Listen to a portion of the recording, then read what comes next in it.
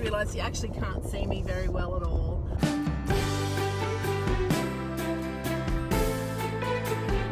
Good morning to you. It's Wednesday today. I'm on my way to school. I'm waiting on a parcel that is going to contain a little like phone mount for the car, which has not arrived. It's not here yet, so I've just got you on my little dash thing there at the moment, which I know is not very satisfactory, but I'm only going to talk for a couple of minutes. A few videos ago I said I was not feeling well.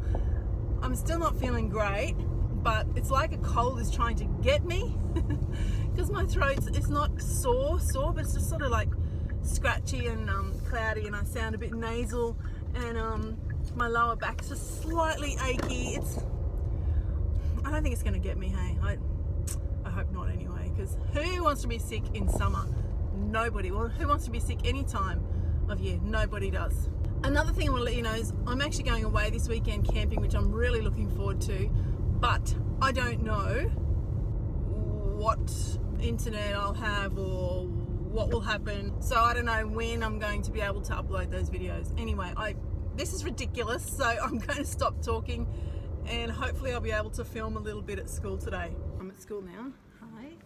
I wanted to show you my earrings properly for the day. So these are Christmas tree earrings. Can you see them? From, I think, Lavisa. I think that's where I got them from. And I want to go shopping and buy some more as well. Today I've got so much to do. I've actually only got one lesson today. I've got Year 9 today, period 4, I think. But I've got so much to do. I've got to do some online training. I've got to have a meeting with my deputy. I've got to do class lists for next year. I've got to do like programming for next year. I won't get to that. Let's be realistic. I'm not going to get to that. And I've also got to start setting up my new office because I'm continuing in my role as Learning Support Coordinator next year. So I want to have a desk over in the learning support area as well as my desk in the English faculty. So I want to set up that so that I can be more present with those guys over there and help them out more and sort of just be in their space. I've got to organise keys for myself for over there. What else? I wanted to have a start on the door. You know how I was talking about how there's a competition for us to decorate our doors at school here, and I'm the only one who's really keen on it. So I have an idea and I just want to get a start on it. Like, we've got some butcher's paper up there I noticed yesterday, so I'm going to go and get the butcher's paper out and like lay it all out and measure it and make sure that there's enough, and then go from there. So I probably will get a little bit of that done today, but not much. Have I shown you my lanyard? I've had this for a little while from Lily Pop Beads, and this one I think is the unicorn one. It's super cute. I absolutely love it. Can you see? I might have to zoom in when I'm editing and show you. Like, this one's got some sparkle, that one's got some sparkle. It's just beautiful. These are all handmade by a lady named Lily, who lives on the Sunshine Coast in Queensland here in Australia, and they're just gorgeous. And this has been so good. Like, it's really comfortable to wear, and I can fit my keys, like the keys that I need at the moment, all fit on here, so it's really great. It's got this little clasp, like that kind, I don't know what you call it, and then you can put your key ring on it. So, love it. It's the afternoon, it's about 5 p.m, and I'm just at my daughter's school because she has an extension class after school. Extension English, I'm very proud to say. So I'm just waiting for her to finish her class and then I'll take her home. Actually, we've got to go to the shops and get her Secret Santa present for her friend, which I think she has to hand in tomorrow. So I just wanted to talk about a couple of things. First of all, the topic for today, which was staff Christmas party outfits. Backtrack. So I love getting dressed for different events. I don't know if you know that about me, but I just like putting an outfit together, and I like dressing up when the occasion warrants it and accessorizing, and I don't know, it's just a little bit of fun. So I don't always go to the staff Christmas party. This year I actually can't go because, well, I'll tell you why in a minute. Our staff Christmas parties are usually at a nice restaurant in town or at a nice pub where there are drinks and we sit down and eat and have a meal together and there's usually dancing afterwards. And sometimes the Christmas parties are themed. Last year, and if you watched my Vlogmas last year, you would have seen my outfit. We had an 80s theme, so I sort of like dressed up in these 80s things. If I can, I'll put a little bit of footage in here or a photo. So that was a bit of fun. This year there's no theme. So when there's no theme, I just make Christmas the theme. So depending on what the location is, what the venue is, and how highbrow it is, I will dress accordingly. So, you know, if it's a pub, I'm not going to get dressed up as much as if it's a restaurant. And I always incorporate some kind of Christmas element. So whether it's a headband or earrings or some flashing brooch or something Christmassy, then I will wear it. Please excuse my voice. I do think that this cold is getting me because my voice has just become scratchier and scratchier throughout the day today. So when I get home, I'm going to hit the lemon juice and some vitamin C and probably even some ginger. And actually, I've always intended on making a video about how to stave off colds as a teacher. I don't usually get colds. True story. But in winter, I have a few little tricks up my sleeve that I use, and I've always intended to make a video about it, so maybe I will.